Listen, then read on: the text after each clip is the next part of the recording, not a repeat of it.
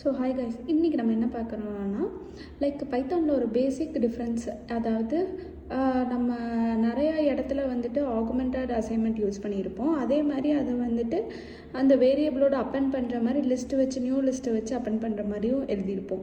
So அதோட difference இன்றைக்கி நம்ம பார்ப்போம். லைக் வந்துட்டு இப்போ நான் x is equal to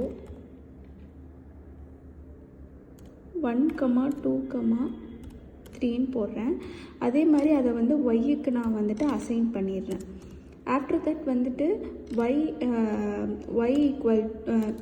X plus r equal to லிஸ்ட்டுக்குள்ளே 6, 7 அப்படின்னு கொடுத்துட்டு print of x and print of y, இது ரெண்டையும் நான் பிரிண்ட் பண்ணி பார்க்குறேன்.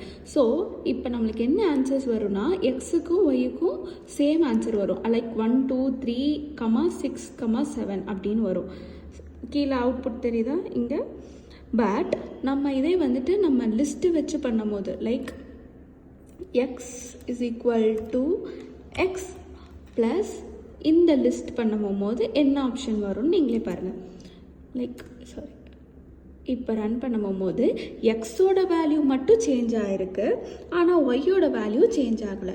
ஸோ இப்போ நம்ம இதுலேருந்து நம்ம என்ன தெரிஞ்சுக்கிறோன்னா அந்த ப்ளஸ் ஈக்குவல் டுன்னு நம்ம போடுவோம்ல, அதுக்கு பேர் அசைன்மெண்ட் ஆகுமெண்டட்னு சொல்லுவாங்க. ஐ மீன் இன்பிளேஸ் அடிஷன் அப்படின்னு சொல்லுவாங்க. அது போடும்போது அந்த வேல்யூ வந்து போத் ஒய்க்கும் மாறுது எக்ஸுக்கும் மாறுது. பட் நம்ம வந்துட்டு ட்ரெடிஷ்னல் மெத்தடில் x is equal to x plus லிஸ்ட்டுக்குள்ளே இந்த 2 நம்பர் ஆட் பண்ணுங்க போது அது எக்ஸுக்கு மட்டும்தான் ஆட் ஆகுது, பட் ஆனால் ஒய்க்கு ஆட் ஆகுதுல. ஸோ இதுதான் வந்துட்டு இன்பிளேஸ் அடிஷனுக்கும் நார்மல் மெத்தடுக்கும் உள்ள டிஃப்ரென்ஸ். That's all. தேங்க்யூ.